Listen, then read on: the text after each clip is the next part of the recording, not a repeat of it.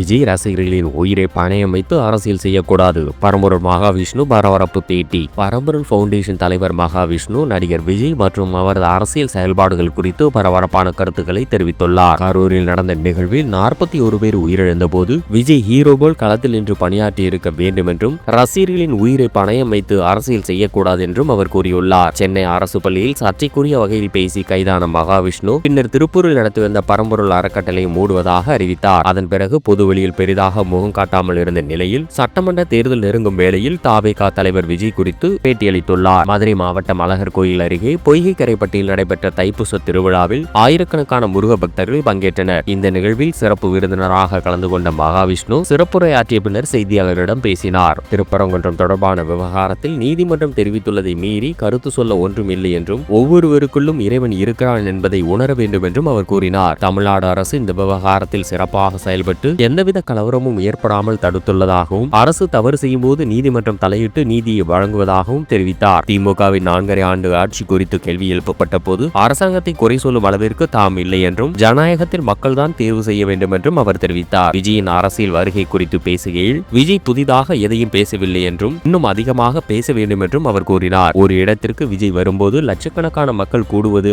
அவரது உழைப்பிற்கு கிடைத்த பரிசு என்றும் தொண்டர்களை அரசியல்படுத்த வேண்டிய கட்டாயம் விஜய்க்கு உள்ளது என்றும் குறிப்பிட்டார். அரசியல் விளையாட்டு அல்ல என்றும் ரசிகர்களின் உயிரை பணயம் வைப்பது சரியல்ல என்றும் அவர் எச்சரித்தார். கரூரில் நடந்த நிகழ்வில் 41 பேர் உயிரிழந்த போது விஜய் களத்தில் நின்று செயல்பட்டிருக்க வேண்டும் என்றும் அங்கிருந்து விலகிச் சென்றது ஹீரோவுக்கான அழகு அல்ல என்றும் அவர் கூறினார். விஜய் தன்னுடன் இருப்பவர்களை கவனமாக கண்காணிக்க வேண்டும் என்றும் இன்னும் துணிச்சலாக செயல்பட வேண்டும் என்றும் அவர் வலியுறுத்தினார். மேலும் ராஜராஜ சோழன் மற்றும் ராஜேந்திர சோழன் போன்ற தமிழ் மற்றும் ஆன்மீக தொண்டாற்றியவர்களை இன்றைய காலத்தில் விமர்சனம் செய்ய யாருக்கும் தகுதி இல்லை என்றும் தமிழக அரசு தமக்கு எந்த அழுத்தமும் தரவில்லை என்றும் காவல்துறை அதிகாரிகள் உறுதுணையாக உள்ளனர் என்றும் மகாவிஷ்ணு தெரிவித்துள்ளார்.